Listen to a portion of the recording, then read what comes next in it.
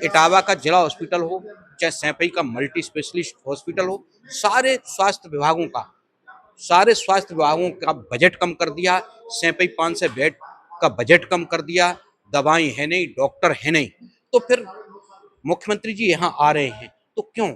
और अभी एक इस्तीफा हुआ है। अब मैं चाहता हूं कि छात्र मिलके प्रधानमंत्री का भी इस्तीफा कराएं और हम समय समय पर माननीय डीएम साहब के द्वारा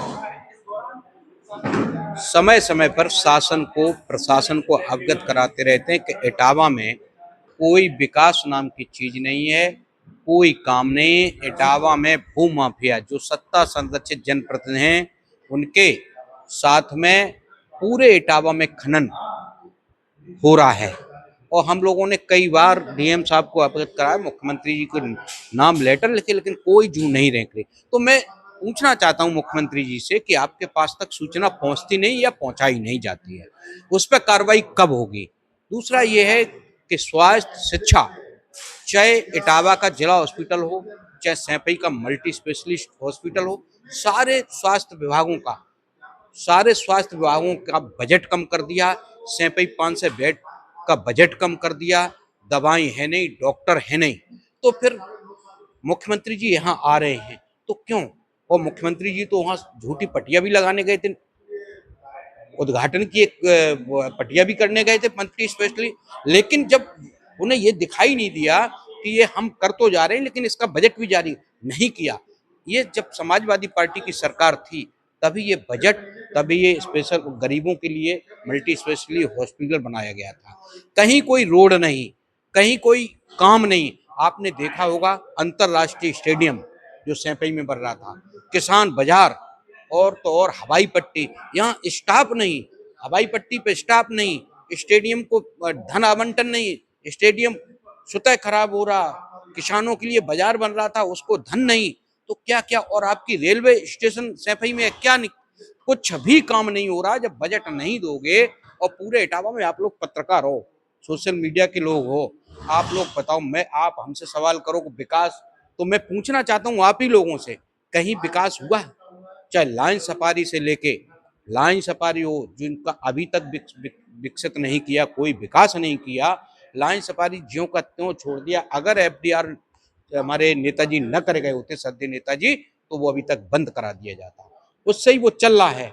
और मैं तो ये कहूंगा, और देखिए हमारे राष्ट्रीय अध्यक्ष जी ने लाइन सफारी उधर बनाया और इधर केदारेश्वर मंदिर बनाया, तो मैं तो योगी जी से कहता हूँ इटावा में आओ तो केदारेश्वर मंदिर के दर्शन करो, क्योंकि तुमने राम मंदिर में तो चोरी कराई दी है, राम मंदिर की चोरी नहीं, तो यहाँ वहां चोरी हो गई है।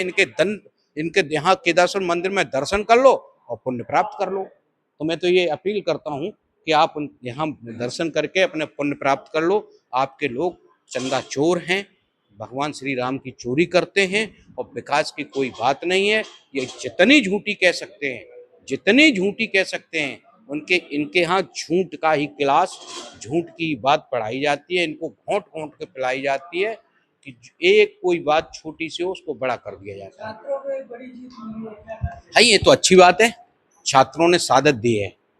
20 छात्र पहले ही सुसाइड कर चुके हैं नीट की परीक्षा। और मैं तो यहाँ कहेंगे उत्तर प्रदेश में जो 22 परीक्षाएं हुई हैं, 22 परीक्षाएं रद्द कर दी गई हैं, और 15 से प्लस 11,500 प्लस जो नौकरियां निकली हुई हैं, उसमें आरक्षण घोटाला किया है।